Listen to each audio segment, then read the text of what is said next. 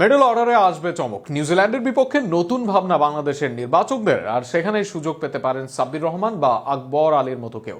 কিন্তু যদি এই দুজনের মাঝে একজনকে ডাকার সুযোগ থাকে, সেক্ষেত্রে কে আসবেন দলে, কোন পরিস্থিতিতে কে থাকবেন এগিয়ে, সব মিলিয়ে স্কোয়াডে সাব্বির ও আকবরের লড়াই নিয়ে থাকছে প্রতিবেদন।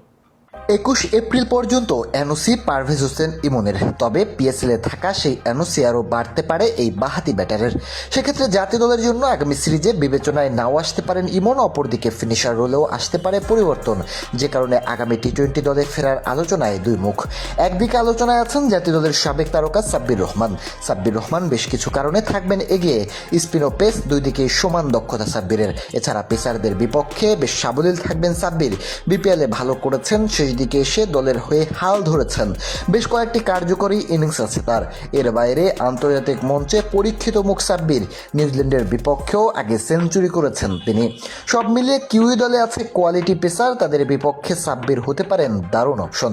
তবে আকবরকে বিবেচনা করা যায় নানা কারণে। যদি পারভেজ হোসেন ইমন নাই থাকেন, তবে তার জায়গায় যোগ্য বিকল্প আকবর। কেননা আকবর মিডল অর্ডারে খেলতে পারেন, উইকেট কিপিং করতে পারেন। আবার আকবর ও ইমন দুজনেই দারুণ স্পিন পেসার। সেক্ষেত্রে মিডল অর্ডারে কাজে লাগানো যাবে তাকে। আকবরকে নিলে করা যাবে দীর্ঘমেয়াদী পরিকল্পনা, সেই সাথে লোয়ার মিডল অর্ডারেও পাওয়া যাবে সার্ভিস। সেখানে শামীম ছাড়া নেই পরীক্ষিত মুখ। সব মিলিয়ে আকবরও থাকবেন বিবেচনায়। সব মিলিয়ে হয়তো সাব্বির রহমান ও আকবর আলী দুজনেই থাকবেন বিবেচনায়। তবে যদি একজন আসেন, সেক্ষেত্রে আকবর থাকবেন এগিয়ে।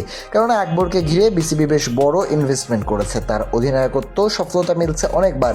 আর সেখানে এবার আকবরকে আন্তর্জাতিক এক সুযোগ দিয়ে রাখবে বিসিবি, যেখানে আগামী দিনের জন্য এই মঞ্চে তাকে করবে প্রস্তুত। অপরদিকে সাব্বির রহমানের জন্য জাতীয় দলে ফেরার মঞ্চ হতে পারত এটি। তবে এ দল বা হাই পারফরমেন্স না থাকায় সরাসরি এখনই সাব্বিরকে দলে আনবে কিনা বিসিবি, তা নিয়ে আছে সন্দেহ। আবার আকবর যেহেতু ফিনিশার হিসাবেই ব্যাট করেন, তাই ফিনিশার আকবরকে প্রাধান্য দিতে পারে বিসিবি। এবার দেখা যাক শেষ পর্যন্ত কে সুযোগ পান বাংলাদেশের পরবর্তী দলে, নাকি একজনও সুযোগ না পেয়ে থাকেন দলের বাহিরে।